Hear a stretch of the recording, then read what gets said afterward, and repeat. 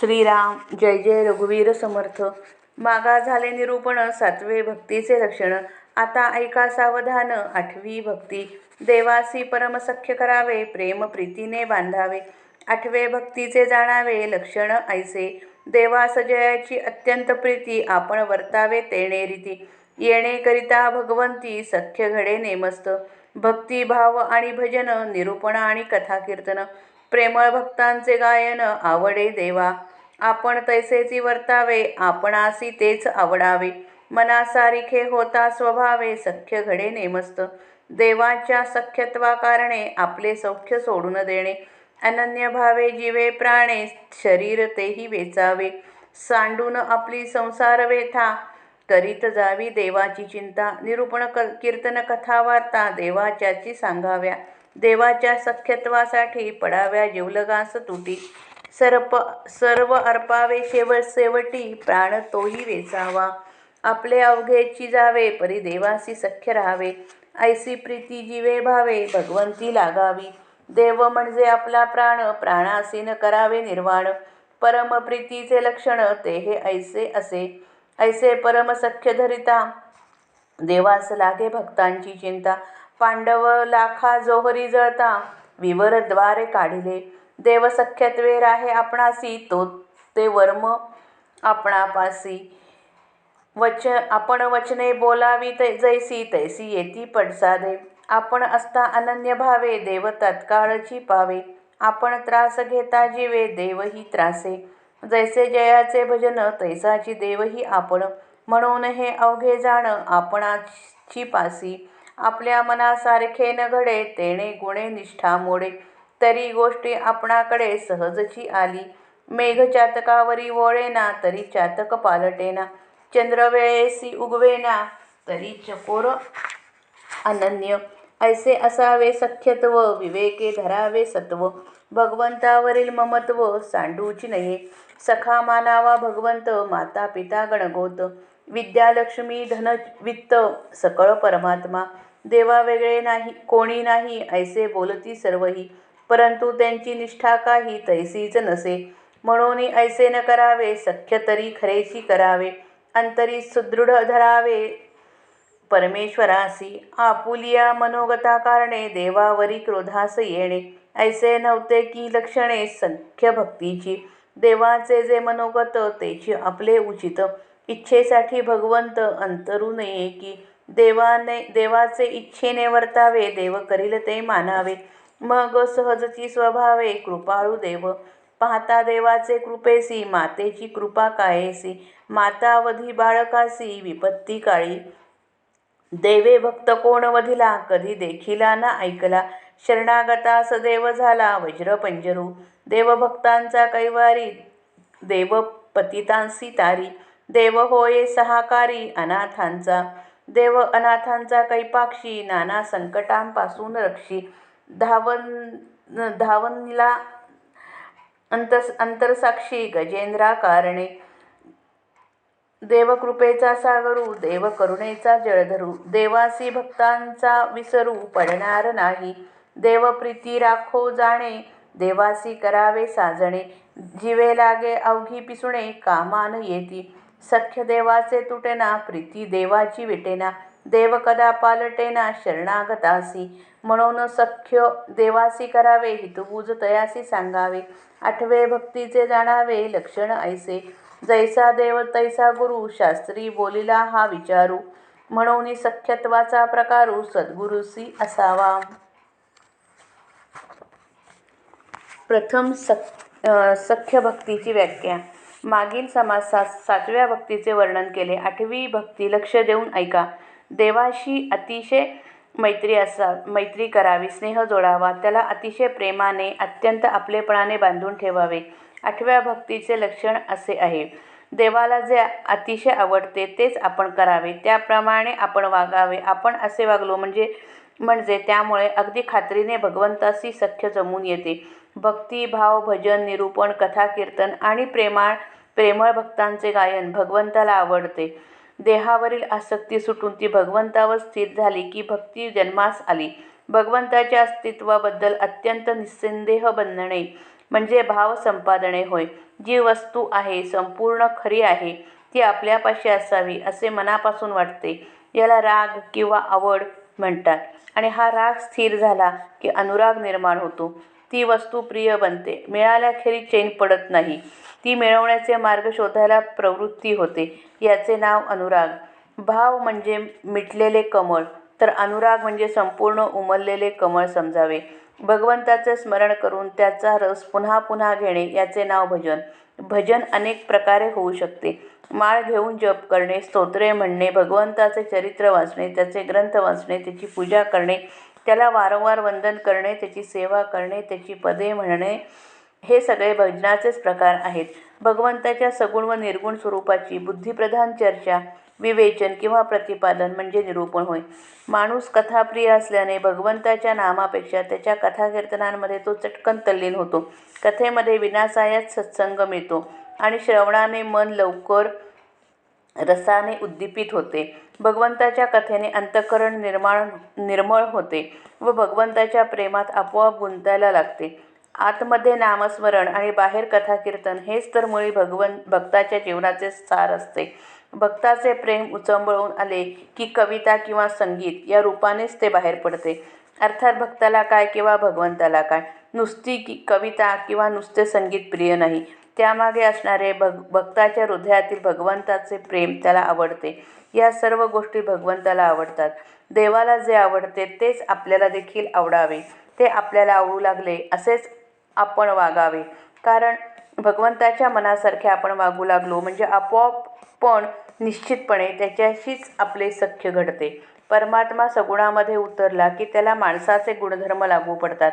त्यामुळे भक्ताला त्याच्याशी संबंध जोडण्यास सुलभ जाते. मानवतेचा उपयोग करून भगवंताकडे वाटचाल करायला शिकवणे हाच भक्तिमार्गाचा मोठा विशेष आहे. भगवंताशी सख्य जडावे म्हणून आपण आपले देहसुख सोडून द्यावे. इतकेच नव्हे तर प्रसंग पडला तर अगदी मनापासून आपले शरीरसुद्धा भगवंतासाठी खर्ची घालण्यास तयार असावे. देव माझ्या सुखासाठी आहे असा दृष्टिकोन असणे ही स्वार्थ बुद्धी होय. ही सुटल्याखेरीज भगवंताशी सख्य जडणे शक्य नसते. म्हणून मी देवासाठी आहे असा दृष्टिकोन येणे हे भक्ताचे खरे लक्षण समजावे. आपल्या प्रपंचाच्या अडचणी बाजूला सारून भक्त भगवंताचेच चिंतन सारखे करतो. देवाची कीर्ती कशी वाढेल हीच काळजी त्याला असते. त्यामुळे बोलणे, चालणे, गप्पा गोष्टी, तात्विक चर्चा या सगळ्या देवाभोवती केंद्रित करून तो बोलतो. हीच भक्तीची एकाग्रता होय. योग्याच्या एकाग्रतेमध्ये एका वस्तूवर मन केंद्रित होऊन बाकीच्या सगळ्यांचा विसर पडतो. तर भक्तीच्या एकाग्रतेमध्ये जीवाच्या सर्व शक्ती भगवंताच्या मार्गाने वाहू लागतात. त्यामुळे चालता बोलता व्यवहार करता भक्ताचे चित्त भगवंतापासून ढळत नाही. देवाशी सख्य जोडण्यासाठी अगदी निकटच्या व जिव्हाळ्याच्या नातेवाईकांची ताटातूट करावी लागली तरी ती करावी. खरे म्हणजे देवाला सर्वस्व अर्पण करावे. इतकेच काय पण अखेर त्याच्यासाठी प्राणसुद्धा देण्यास तयार असावे. हातचे राखून देवावर प्रेम करता येत नसते. त्याच्याजवळ लबाडी खपत नाही, स्वार्थ चालत नाही, थोडे थोडे देऊन भागत नाही. प्राणपणाला लावून त्याला अडवले तर त्याच्या इतका सुलभ साध्य कोणी नाही.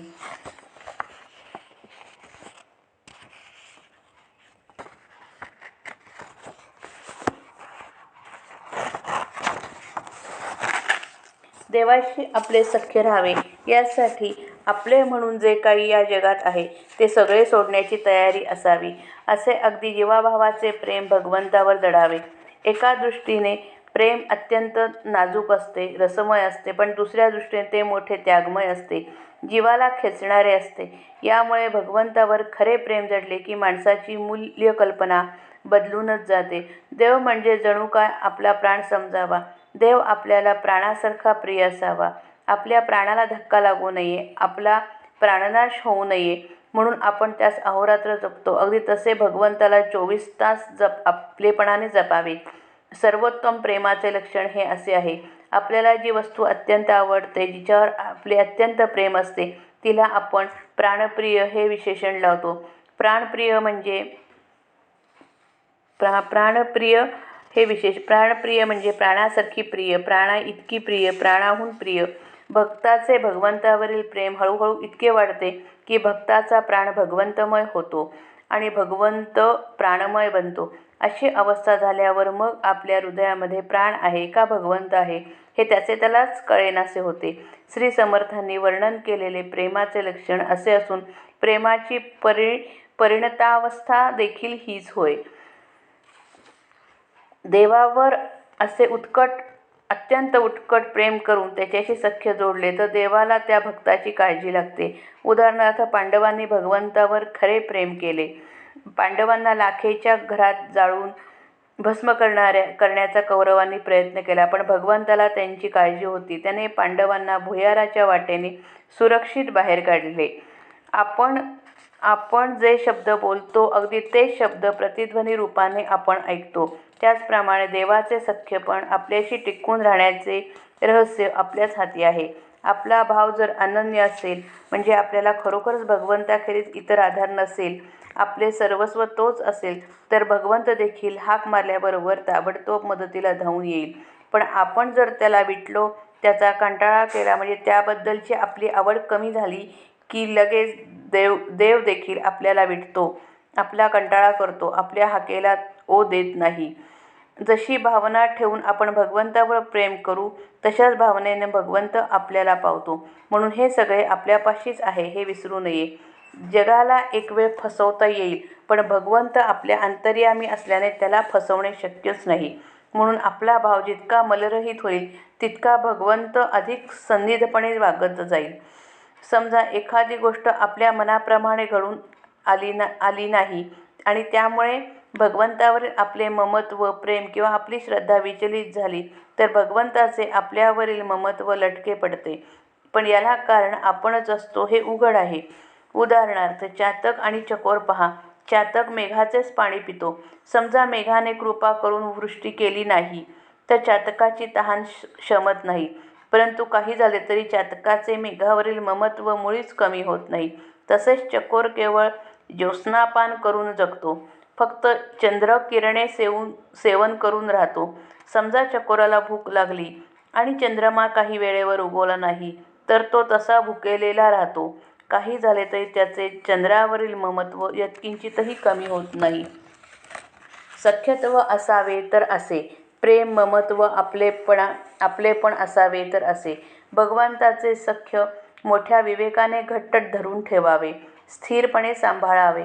काहीही झाले तरी, वाटेल तो प्रसंग आला तरी भगवंतावरील आपलेपणा सोडू नये. भगवंताशी सख्यपणाचा संबंध जोडावा. आई बाप, गणगोत, विद्या, लक्ष्मी, पैसा अडका, ऐश्वर्य, सकळ काही आपला भगवंत आहे ही खरी भावना ठेवावी. याचा अर्थ असा की मानवी जीवन संबंधमय असते. माणसाचा ज्या व्यक्तींशी आणि वस्तूंशी संबंध येतो त्या व्यक्तीवर आणि वस्तूवर त्याचे ममत्व, प्रेम, आपलेपण वाटले जाते. त्यातून उरलेले भगवंताच्या वाट्यास येते. श्री समर्थ आवर्जून सांगतात की ज्याला भगवंताच्या सख्याचा आनंद लुटायचा आहे त्याने इतर सर्व ठिकाणचे प्रेम गोळा करून ते सगळे एका भगवंताच्या चरणी केंद्रित करणे आवश्यक आहे. आपल्याला देवाखेरीज कोणी नाही असे सगळे लोक बोलतात, पण ती नुसती भाषा पद्धती असते, कारण त्यांची निष्ठा काही तशी नसते. संतांनी आमजनतेला परमार्थ खुला केला हे त्यांचे जनतेवर मोठे उपकार आहेत हे खरे, पण त्यामुळेच परमार्थाच्या दुधात प्रपंचाचे पाणी इतके मिसळले की ते धड दूधही राहिले नाही व पाणीही उरले नाही. परमार्थाच्या भाषेच्या आवरणाखाली लोक शुद्ध प्रपंचच करू लागले. परमार्थ हा प्रपंचाचे एक साधनच होऊन बसला आहे. या कारणासाठी माणसाने असे करू नये. भगवंताची जे सख्य करायचे ते अगदी मनापासून करावे, अगदी खरे करावे. भगवंताला आपल्या अंतर्यामी आपण अगदी घट्ट धरून ठेवावे. आपण मनात धरलेला एखादा हेतू आपल्या मनाप्रमाणे सिद्धीस गेला नाही तर देवावर रागावणे, नाराज होणे हे काही सख्य भक्तीचे लक्षण नव्हे. जो असे करतो त्याच्या जीवनात भगवंताला वासनापूर्तीचे साधन म्हणून एक स्थान असते. भगवंताविषयी ही अगदी हीन कल्पना होय. देवाच्या इच्छेने जे घडून येईल तेच आपल्याला योग्य आहे असे ओळखून आपण समाधानात राहावे.